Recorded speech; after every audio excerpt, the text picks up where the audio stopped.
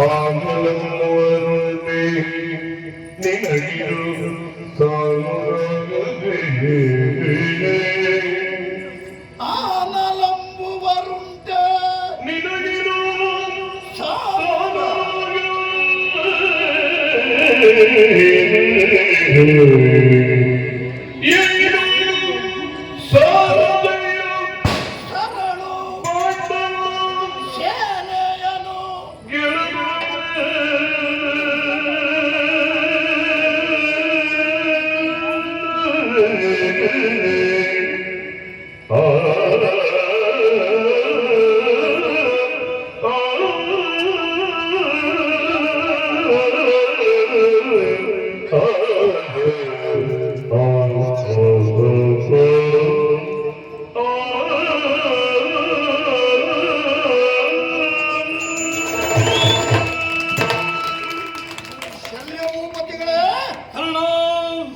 ನನಗೆ ನಿಮ್ಮನ್ನು ನೋಡಿ ಆಶ್ಚರ್ಯ ಆಯ್ತು. ಯಾಕೆ?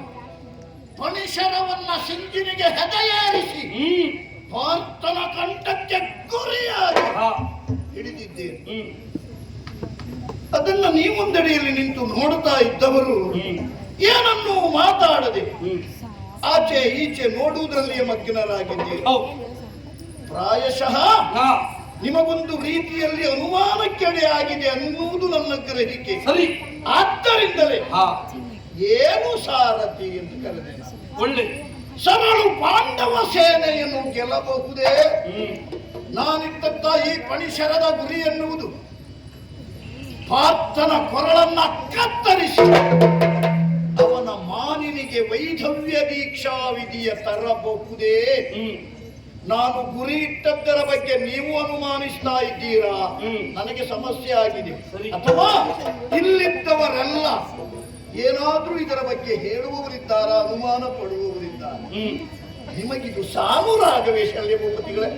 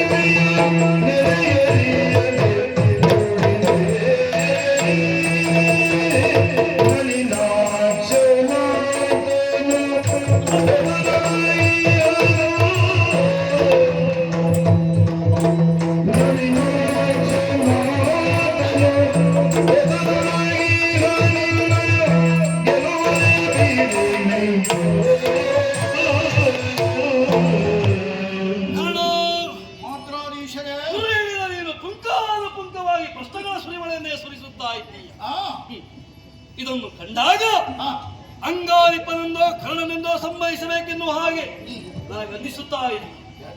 ಎಲೆ ಭಾನುಜಾತ, ಕಾರಣ ಏನು? ಇದು ತನಕ ಪಾಂಡವರಿಗೆ ನೀನು ಶನಿಯೋಪಾದಿಯಲ್ಲಿ ಕಾಡಿದನು. ಅವನು ಸೂರ್ಯ ಸುಕುಮಾರ, ನಾನು ನೀನು ಅನ್ನುವ ಅರ್ಥದವ.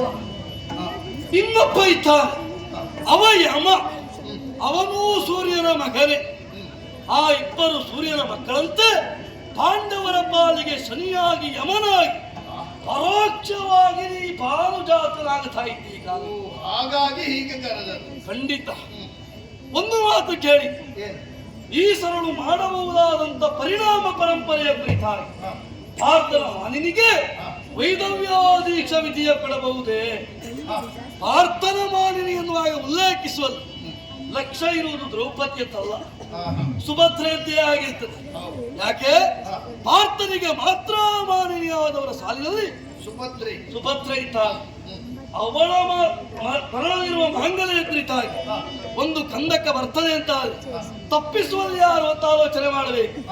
ಅವಳನ್ನು ಕೌರವಿ ಪಡಬೇಕೆನ್ನುವ ನಿರ್ಣಯಿಸಿದವ ಬಲರಾಮ. ಅದನ್ನಾದರೂ ತಪ್ಪಿಸಿಕೊಟ್ಟವ ಭಾರತನಿಗೆ ನಳೀನಾಕ್ಷ. ಮದುವೆ ಮಾಡಿಸುವುದು ಅನ್ನವನ್ನೇ ವಂಚಿಸ್ತಾನೆ, ತನ್ನ ಭಾವವನ್ನು ನುಡಿಸುವುದಕ್ಕೆ ಇನ್ನೂ ವಂಚಿಸಲಿಕ್ಕಿಲ್ವೇ? ಯಾಕೆ?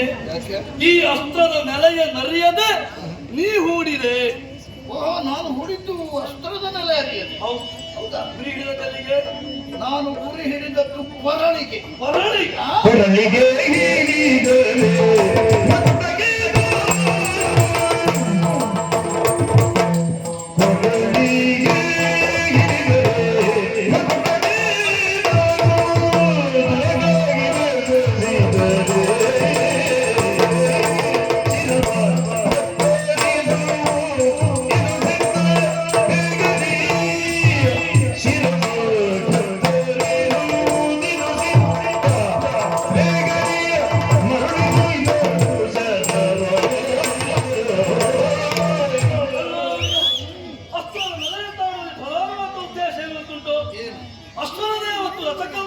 ವಿಶೇಷ ವಿದ್ಯೆಗಳು ಈ ತುರಗದಲ್ಲುಂಟೇ ಉಂಟು. ಅದರಲ್ಲಿ 5 ಅಂಗುಲ ತಗ್ಗಿಸುವುದಕ್ಕೂ ಎತ್ತರಿಸುವುದಕ್ಕೂ ಬರ್ತದೆ.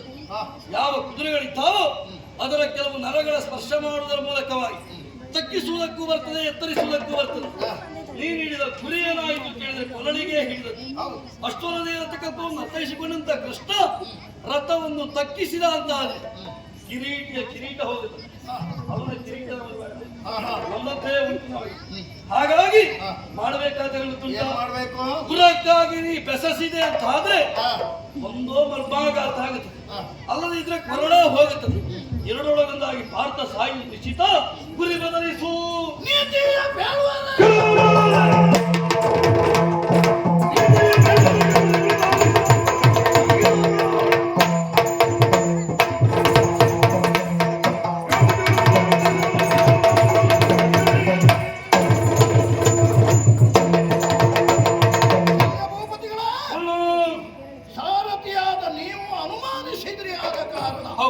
ನಿಮ್ಮಲ್ಲಿ ನಾನು ಕೇಳಬೇಕಾಯಿತೆ ವಿನಃ ನಿಮ್ಮಿಂದ ಇದಕ್ಕೆ ತೀರ್ಮಾನವೋ ಅಥವಾ ನೀತಿಯನ್ನು ಉಪದೇಶಿಸುವ ನಿರೀಕ್ಷೆಯಲ್ಲಿ ನಾನು ಖಂಡಿತ ಇರಲಿಲ್ಲ.